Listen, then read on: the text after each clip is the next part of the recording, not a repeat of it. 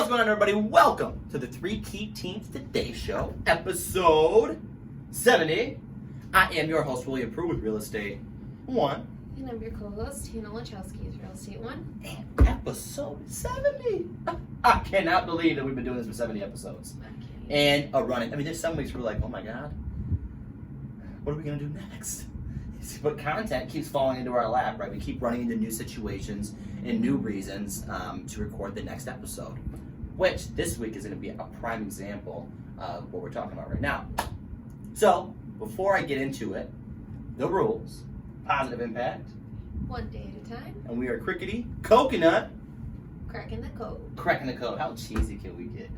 I love it though. I love all the cheese. I love all the cheese. Sliced cheese, the cheese in the can. You know what I'm saying? I like all the cheese. All right, guys. But anyway, we're cracking the code today to buildable land versus non-buildable land, and how very, very, very important it is for not only buyers to know, but sellers to know as well. You need to, beyond even knowing if the land is buildable, you need to know what that area that you're going to purchase or sell in is zoned as, right? And just to kind of give you guys an example of some scares that we have been dealing with, and this is why education is so important.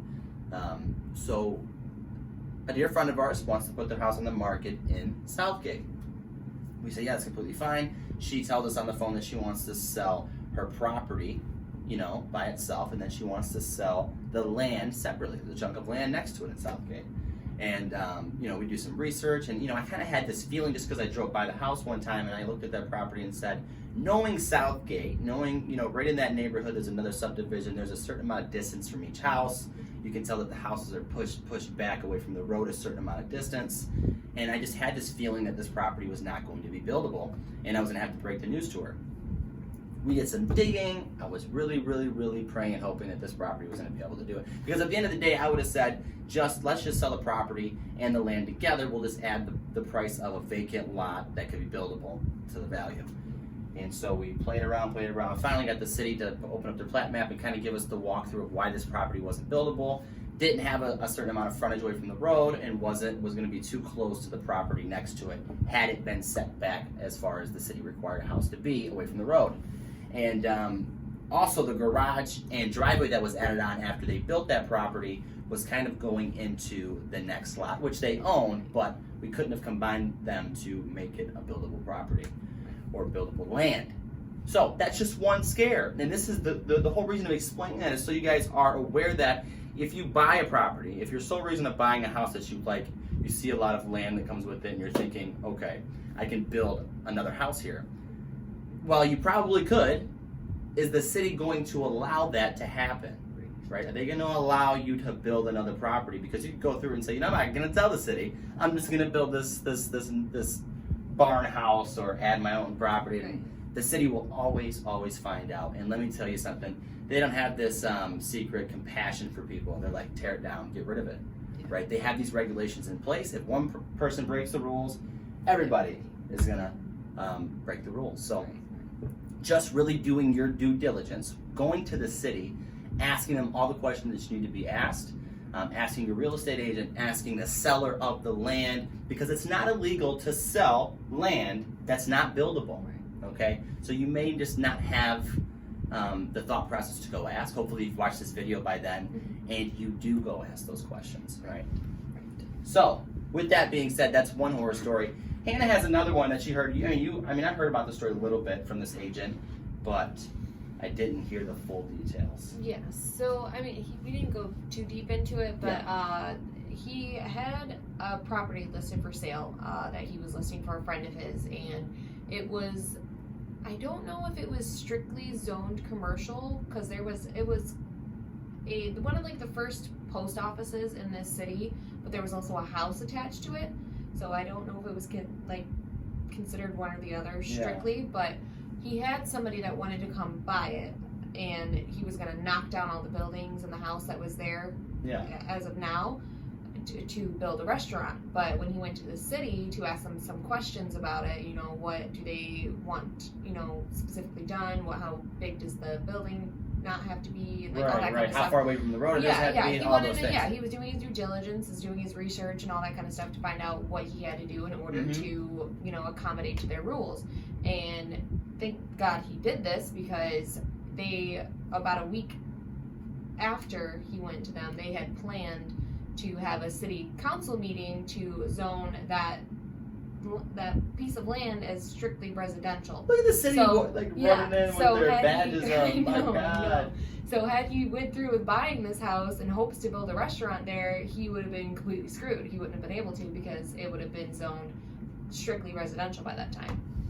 Wow. So, thank God he did his That's research. almost like, that doesn't seem right that they can do that. It Because doesn't. it's listed on the market as a commercial property. Somebody buys it, and then the city turns around and tells you, oh yeah, sorry, just so you know, we were waiting for this to transfer over so we could zone another way. Yeah, that's a conspiracy. That's what we were thinking. Like, I almost feel like specifically not want a restaurant there, so now they're going to zone it residential. I mean, I don't know if that is what they were doing. Yeah, I would almost actually feel like to take litigation, some legal action towards the city on this, just because they're waiting for this, because this deal could have happened. It could have been a cash buyer, and then it could have happened that quickly. And they're like, oh yeah, just so you know, that's a little intense. But a perfect example. In a week, we're changing the zoning rules on it. Yeah, but a perfect example of why doing your research and really knowing. I almost want to just know where this is located at. Like, is there a bunch of houses next to it? There is. Is it all but commercial it's on property? It's on a main road, kind of, almost. So you've seen it?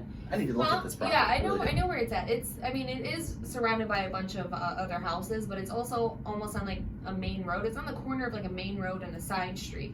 So it's not necessarily like it's in the middle of a neighborhood or anything, you know? Right, like if you have a residential block and then somebody says, okay, I want to have a farm right here in between 13 houses over here and 13 houses over here, that makes sense. Like, no, you're not going to put a farm there. Right. You can't put an automobile shop in the middle of a residential block. It makes sense. But if you're on, like, let's use Eureka, for example. Majority of the people that are watching this should know where Eureka is. Right. If you go up and down Eureka, there's some sections right there where there's a house that is a residential property but could be zoned as a commercial property. There is a house on Eureka. We showed that one with Yeah. Mr. Shannon. I remember that, which is the weirdest thing ever. But it would make sense that property could go commercial because it's right in that section. So again, guys, this is a perfect example. Doing your research and just talk to the city. And remember this: everybody's like, I don't know if I want to go to the city. I don't want them to let them know. The thing is the city is the one who sends you your tax bill.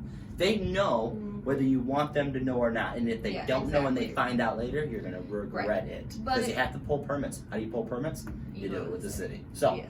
And if you want to do anything with it after that, do a title search on any land. Do a title search on any land that you intend to buy, and then they will go through and be able to tell you everything you need to know. Right. And if there's some things missed, talk to the city. Yes, there could be deed restrictions. There could be covenants. It could be landlocked. There could be no access to the property legally without intruding on somebody else's property with an easement. Exactly. So yes. So do your title search. See if there's any easements, all that kind of stuff. But zoning, all that, you're gonna have to go to the city. Unfortunately. I mean, you will through the legal description and stuff like that. There should be some evidence there for you as well. And again, guys, made this video a little longer with some horror stories so you feel that. I think the main reason of making this video.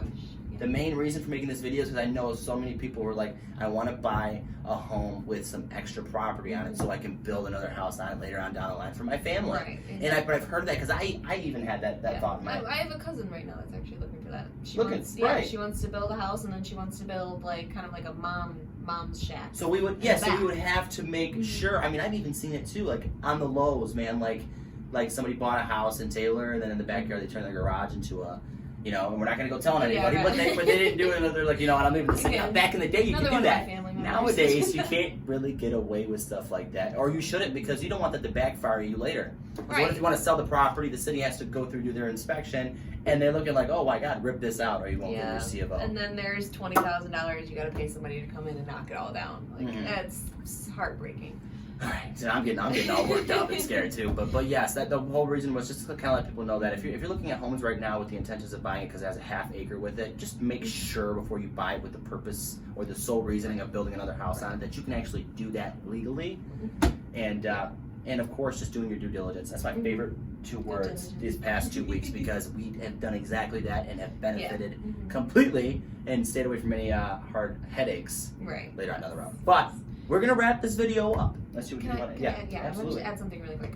So like one solid-ish way to find out whether or not like a plot of land is buildable or not is to see if it's had a perk test done. Perk test on the soil? Yes. To make sure that Yeah, that's like a key way to know. I'm not 100%, not saying that if it had a perk test it's 100% buildable, but it is a way to know that it is a possibility that's buildable. Well, also to make sure that the soil is okay and not contaminated. Same with the water. So now you're giving these people like loopholes as to Yeah, avoid the city. well, We don't want to avoid that. Well, they gotta call the city to find out. Right, find out about the perk test. And while also, you're asking them that, ask more questions. Yeah, and also you can see if you see any utilities or evidence of a septic tank or well or anything. I mean, but we're not trying to say just go to the city. Just but key questions to ask, you know. Yes. Just to make sure. Ask about utilities. Ask about that perk test. It's very important for. And then also maybe a survey. But we're done here, right? This is where you're going to contact. These are just a couple keynotes. This is when you're going to contact the best, or you can work with the rest. But I recommend coming to the best, and we'll do all that for you guys. We're going to wrap this video up. As always, it costs $0 and 0 cents to be a decent human being in this world. Smile, be happy, be nice in traffic, hold the door open for people, and yeah, we'll see you guys in the next episode.